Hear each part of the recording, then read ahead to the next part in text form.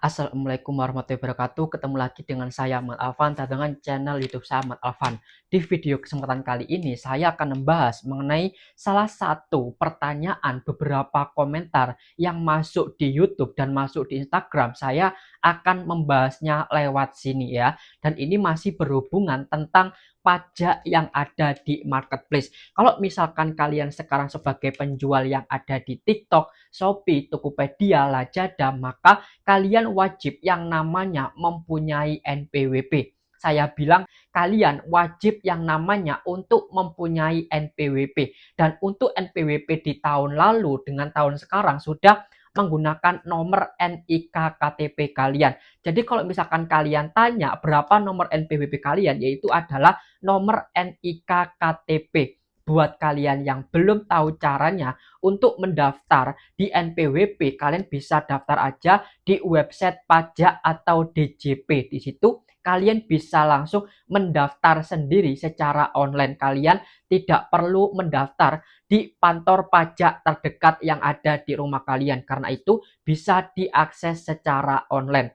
Untuk yang kedua yaitu adalah NIB. Untuk saat ini NIB bagi seller itu hanya seller tertentu aja yang bisa untuk memasukkan data NIB-nya. Tapi kalau misalkan kalian belum ada notifikasi untuk memasukkan NIB usaha toko kalian di TikTok, maka kalian cukup membuat NIB-nya saja. Ketika nanti kalian sudah mendapatkan notifikasi atau himbauan informasi dari pihak TikTok untuk memasukkan dan mendaftarkan nomor NIB kalian di TikTok Shop, maka kalian bisa langsung submit data yang ada di seller center TikTok ya. Dan untuk pertanyaan berikutnya nanti akan saya jawab melalui video ini ya, biar kalian tidak ada lagi pertanyaan yang membuat kalian itu bingung. Sebenarnya kalian tidak perlu bingung, karena apa? Karena untuk saat ini memang pihak aplikasi itu memberikan jangka waktu kepada penjual. Kalau yang ada di Shopee, terakhir verifikasi itu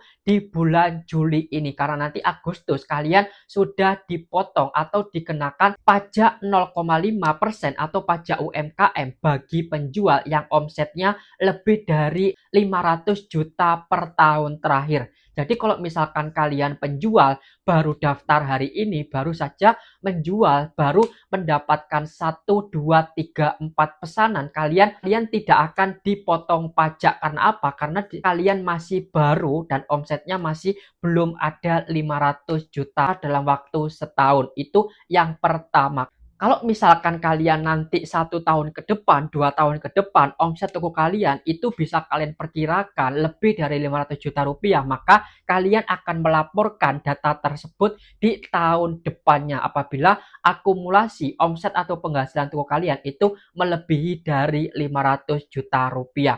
Lalu banyak sekali komentar yang bilang seperti ini, kalau misalkan diabaikan untuk tidak mengisi data formulir pernyataan, SKB, itu apakah pengaruh ke toko kita? Apakah nanti toko kita akan di-banned oleh pihak aplikasi atau bagaimana?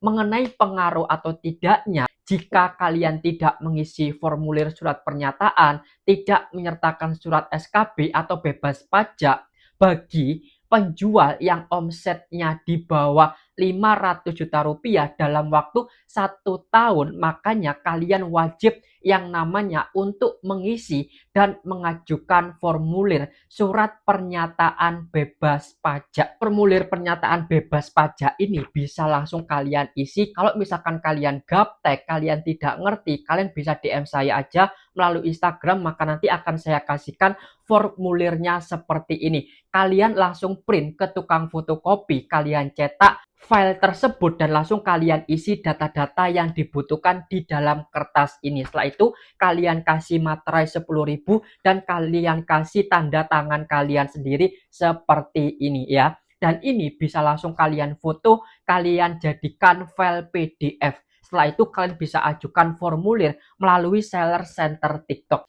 Bagi penjual yang omsetnya itu di bawah 500 juta. Kenapa kok harus menetapkan dan mengisi formulir ini? Karena kalau misalkan kalian diam aja, tidak mengajukan apapun, omset kalian di bawah 500 juta rupiah, per tahun, maka kalian akan dianggap sistem oleh aplikasinya, kalian akan dipotong pajak setiap 0,5% setiap bulannya atas jumlah pesanan yang kalian dapatkan di aplikasi TikTok. Jika omset kalian sebulan 100 juta rupiah, maka dikalikan 0,5% sama dengan itu yang akan distorkan ke pemerintah atau ke negara yang dilaporkan sebagai pajak.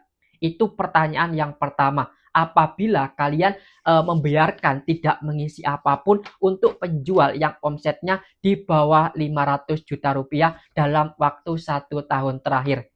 Kalau misalkan kalian tidak keberatan dengan potongan 0,5%, ya udah itu terserah dari kalian sendiri. Tapi kalau misalkan kalian membiarkan toko kalian dipotong pajak 0,5%, berarti kalian wajib pajak harus terdaftar NIK KTP kalian di perpajakan. Biar apa? Biar datanya itu valid. Kalau misalkan kalian ada usaha lain, maka kalian harus melaporkan penghasilan penjualan dari usaha itu ke perpajakan juga. Karena apa? Karena adalah kalian wajib pajak. Itu untuk pertanyaan yang pertama. Pertanyaan yang kedua, kalau misalkan kalian omsetnya lebih dari 500 juta rupiah, kalian tidak mengisi surat pernyataan ini, apakah ada pengaruhnya? Tidak ada sanksi apapun selama ini. Mungkin pihak aplikasi saat ini masih belum memberikan sanksi apapun kepada penjual yang tidak mengisi formulir atau surat pernyataan yang telah diberikan oleh pihak aplikasinya. Tapi bisa saja pihak aplikasinya itu tiba-tiba membekukan saldo kalian. Pihak pajak jika datanya itu tidak sesuai, maka pihak pajak akan mendatangi kalian sendiri untuk memberikan kejelasan datanya ini. Karena kemarin saya mendapatkan notifikasi dari WA yang ada di Shopee apabila data kalian itu tidak sinkron, tidak benar yang ada di aplikasi, atau kalian memanipulasi data untuk perpajakan, otomatis jika ada selisih pembayaran, pihak pajaknya akan menagih ke kalian sendiri. Jangan sampai itu terjadi. Jika terjadi, kalian bisa mendapatkan akibat yang fatal. ATM kalian bisa diblokir karena perpajakan itu mendapatkan akses untuk memblokir ATM jika kalian memanipulasi data pajak. Mengenai penjual yang kena pajak itu adalah omsetnya 500 juta per tahun, bukan 500.000 per hari. Kalau misalkan kalian akumulasi dari 1 tahun terakhir, mulai bulan Juli ke belakang ini, omset kalian sudah 500 juta rupiah, maka kalian akan dikenakan potongan pajak UMKM 0,5%. Kalau misalkan omset kalian lebih dari 4,8 miliar 1 tahun terakhir, maka otomatis kalian akan dikenakan PKP. Pengusaha kena pajak sebesar 11% sebagai PPN dan 0,5% sebagai pajak UMKM apabila omset kalian dalam 1 tahun terakhir itu mencapai 4,8 miliar. Jadi itulah beberapa pertanyaan yang sering ditanyakan di komentar saya. Apakah pengaruh, apakah ada dampak? Selama ini masih belum ada sanksi apapun kepada penjual yang mengabaikan untuk mengisi surat pernyataan tersebut. Mengenai surat SKB diperuntukkan bagi penjual yang omsetnya di bawah 500 juta rupiah.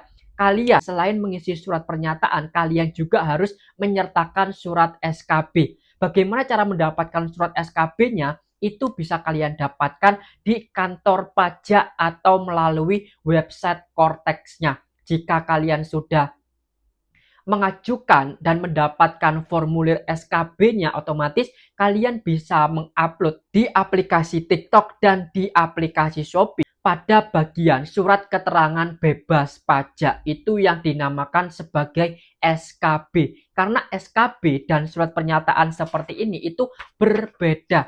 Kalau surat pernyataan seperti ini itu kalian bisa membuat sendiri. Tapi kalau surat SKB itu diberikan dari pihak pajaknya langsung. Jadi tidak disebarluaskan kepada semua orang. Tapi kalian harus melalui pengajuan khusus kepada pajaknya untuk mendapatkan surat SKB itu, yang pastinya berdasarkan dengan data-data tertentu yang dibutuhkan oleh pihak pajaknya. Agar apa? Agar kalian dibebaskan pajak alias tidak akan dikenakan potongan pajak ya. Dan itu bisa langsung kalian datang aja ke kantor pajak terdekat dari rumah kalian biar lebih jelas dan kalian tidak bingung. Kalau misalkan kalian sudah mengisi surat pernyataan, baik itu penjual yang di bawah atau yang di atas 500 juta rupiah per tahun, makanya kalian akan mendapatkan status verifikasi sudah disetujui atau gagal. Kalau sudah disetujui berarti ya udah kalian sudah selesai, kalian tidak perlu bingung apapun, itu sudah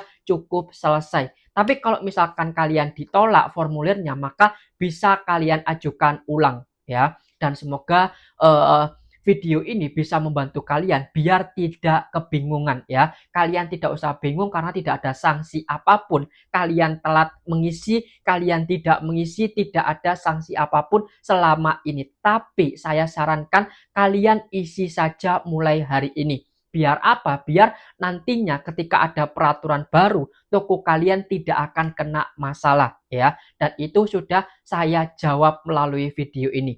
Dan video ini saya akhiri, semoga bermanfaat buat kalian. Dan kalau misalkan ada pertanyaan, kalian bisa langsung komen aja di bawah atau DM saya melalui Instagram. Dan saya akhiri, wassalamualaikum warahmatullahi wabarakatuh.